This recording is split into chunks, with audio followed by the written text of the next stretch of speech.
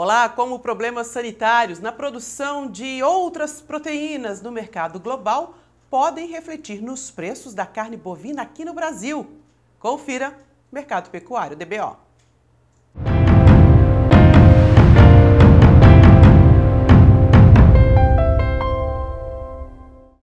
Está durando muito mais do que a gente imaginava, não é mesmo? O embargo chinês completa um mês. Na Praça São Paulo, que produz a maior parte do boi tipo exportação, boi China, os negócios seguem praticamente paralisados, arroba em torno de R$ 275. Já na região centro-norte do país, os preços registraram uma recuperação nos últimos dias. As pastagens continuam dando margem para o pecuarista reter as boiadas. E com isso, as escalas da indústria seguem encurtadas. E a expectativa é muito grande para a próxima semana, quando acontece o encontro do presidente Lula com Xi Jinping. A convite do ministro da Agricultura, Carlos Fávero, um grupo com cerca de 100 empresários e representantes do agro já está a caminho da China. Uma série de encontros deve acontecer com o objetivo aí de abrir o mercado chinês para outros produtos brasileiros. Mas claro que a carne é a pauta principal. Vamos falar então de mercado internacional e também os reflexos na produção de carne bovina no Brasil? A gente recebe o doutor em economia, especialista em agronegócio, professor da FG Agro, Felipe Serigati. Felipe, muito obrigado pela presença aqui no Mercado Pecuário DBO. Qual que é a expectativa para essa visita aí do presidente Lula na próxima semana à China? Como é que fica o recado para o pecuarista nesse momento? Tem muita gente segurando a boiada, aproveitando aí as pastagens em boa formação para não vender e esperar uma resolução. Então, vamos por partes, né? Essa, naturalmente, é uma decisão de cada pecuarista. Ele sabe o seu custo de produção, ele sabe a situação do seu caixa. Assim como a gente viu, tem a percepção que o pecuarista que acabou conseguindo reter, segurar a comercialização dos seus animais, enquanto não houvesse uma sinalização mais clara do caso de EB atípica, esse pecuarista ele acabou operando numa situação mais favorável. O pecuarista que, por qualquer outro motivo, por exemplo, necessidade de caixa, teve que comercializar seus animais, sei lá, ao longo do mês de fevereiro, esse pecuarista provavelmente ou teve um prejuízo ou não teve todo o ganho que aquele animal naturalmente poderia proporcionar. Certamente, devido a um bom volume de chuvas que nós temos observado na maior fração do território brasileiro, a qualidade das pastagens é boa, o que reduz o custo de você reter temporariamente esse animal. Se é possível reter esse animal até abril, aguardar mais tempo, aí é uma história que cada pecuarista sabe responder. Vai depender das características do seu sistema produtivo, vai depender da situação, como é que está os seus custos de produção, o seu fluxo de caixa. Outra opção, naturalmente, seria travar esse preço, fazer uma comercialização a termo, alguma estratégia adicional, mas provavelmente esse pecuarista não fez esse travamento até o momento, não é agora ali com a perspectiva de ter uma recuperação maior desse preço, desse embargo ser suspenso, que a gente vai ver esse seguro ser contratado. Na última semana saiu uma notícia de que novos casos da peste suína africana foram detectados no país, só que nenhum órgão oficial até agora confirmou isso, né? A melhor parte disso, ou a forma mais clara de observar isso, seria uma reação mais consistente e permanente nos preços do setor, embora já tenha havido um ajuste ali, uma resposta nas ações dos frigoríficos, nos demais preços nós não vimos nada muito consolidado ainda. Mas vamos lá, até o momento é apenas um boato. Mas, naturalmente, caso haja confirmação de alguma autoridade chinesa, certamente o mercado vai procurar um outro ponto de equilíbrio. Em condições normais, mesmo que seja numa intensidade bem inferior àquela observada em 2019, pode ser um cenário favorável para o setor aqui no Brasil. Ou seja, abre-se espaço para uma demanda adicional para a carne brasileira.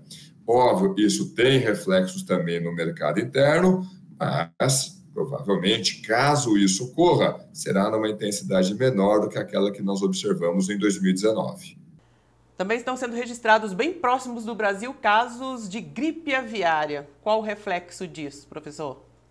Até o momento, boa notícia, nós não temos qualquer caso aqui no Brasil, seja naturalmente de animais em granja, mas nem mesmo de animais silvestres. Então, até o momento, não tem qualquer motivo para alarme, para pânico, para nada disso.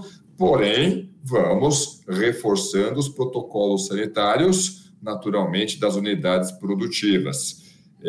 Caso seja descoberta ali a evidência de algum animal silvestre, pode haver alguma reação no mercado, mas não é o caso naturalmente mais grave. O caso mais grave é se houver caso em alguma unidade produtiva. Até o momento, nós não tivemos nada disso. O que a gente tem que operar é justamente no reforço dos protocolos sanitários para isolar o ambiente onde estão os animais nas unidades produtivas, para que não haja contato com o meio externo. Saindo um pouco do cenário internacional, falando de Brasil e falando também de carne bovina, né? Quais são as expectativas aí ao longo do ano para esse consumo, já que a maior parte da carne produzida no Brasil fica no mercado interno? Se por um lado, principalmente quando a gente olha para a carne bovina, o cenário para as exportações é muito favorável, olhando pelo lado da demanda, onde eu acho que vai ter maior incerteza, é justamente no nosso mercado interno, né? Imaginando que nada mais aconteça, né? Não tem nenhum problema de gripe aviária, não tenha nenhum outro embargo, imaginando ali um ano, um roteiro relativamente normal, eu acho que nós temos um grande ponto de interrogação, né? A gente já tem observado o mercado de trabalho aqui no Brasil perdendo fôlego. Isso, temos uma economia que também está desacelerando. Então, as projeções aqui do IBRE, da Fundação Getúlio Vargas, é que a economia brasileira cresça agora em 2023 apenas 0,2%, ou seja, a gente está ali em cima da linha. Qualquer choque adverso adicional pode jogar a economia brasileira para crescimento em campo negativo, ou seja, por uma leve contração.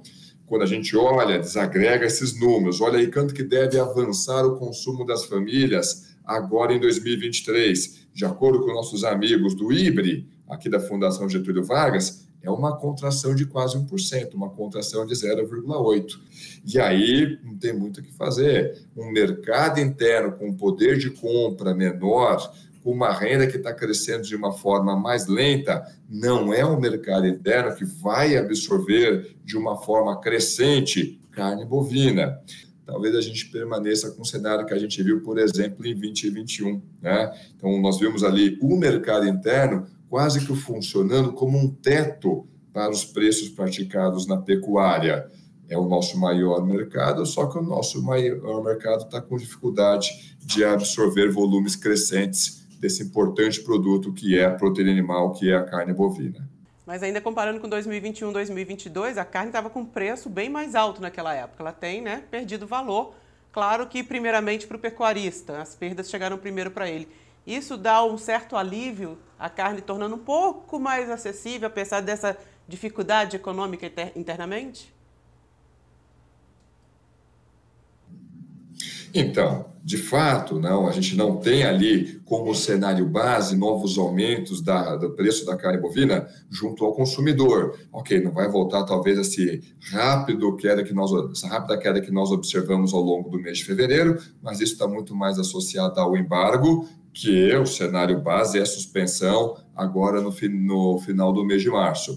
A gente não deve ver novos aumentos no preço da carne bovina, como a gente viu ao longo dos últimos 3, 4 anos. No entanto, o poder de compra, que avançou bem ao longo de 2022, poder de compra do domicílio brasileiro, esse avanço está perdendo fôlego. A própria economia brasileira está operando de maneira cada vez mais desaquecida.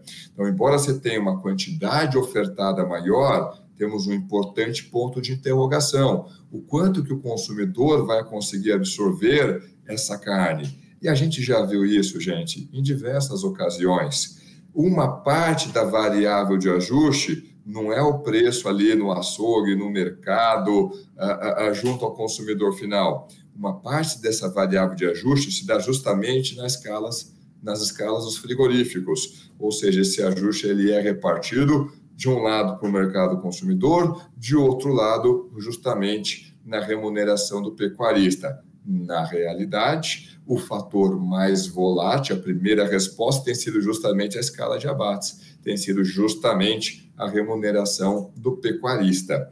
Mas não estamos dizendo aqui que o frigorífico não teve perda nenhuma. O embargo trouxe perdas para os frigoríficos, né? Ok, parte disso foi repassado, seja para o mercado interno, para o consumidor, seja para o bolso do pecuarista. De qualquer forma, setor externo com um cenário favorável, a não ser que a gente observe aí algum choque exógeno adverso que não está no radar, mas para o mercado interno, temos ali importantes desafios a serem superados ao longo do ano. Professor, muito obrigado pela presença. Seja sempre bem-vindo ao Mercado Pecuário DBO. Imagina, gente, eu que agradeço muitíssimo o convite e desejo um ótimo trabalho, ótimos negócios a todos vocês. A melhor visão do mercado, análise de especialistas, informação na sua mão diariamente de graça, só aqui no Portal DBO. Lembrando que você pode participar sempre, mandando suas dúvidas, sugestões pelas nossas redes sociais. Muito obrigada pela sua companhia, a gente se encontra na próxima semana. Tchau!